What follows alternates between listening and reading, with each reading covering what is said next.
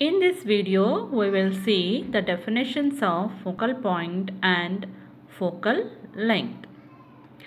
In this figure, this is a convex surface and light ray is traveling from rarer medium to denser medium. The refracted ray meets at a certain point on the principal axis. This is the first case.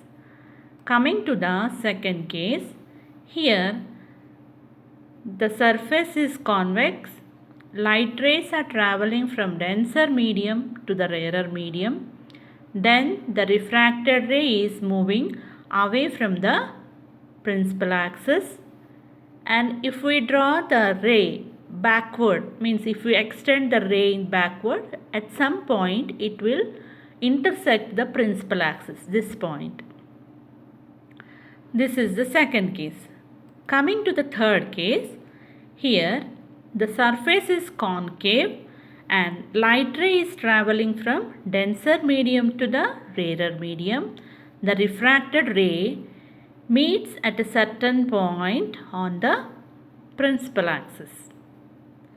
In the fourth case, if we see, this is concave surface and the light ray which is traveling here moves away from the principal axis, and if we extend the ray backwards, at this point it is meeting the principal axis.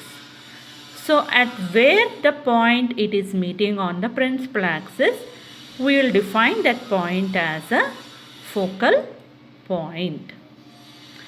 The point where the refracted ray intersects the axis in all the above cases is called the focal point, or the point at which the light rays cross is called the focal point and is denoted with capital F.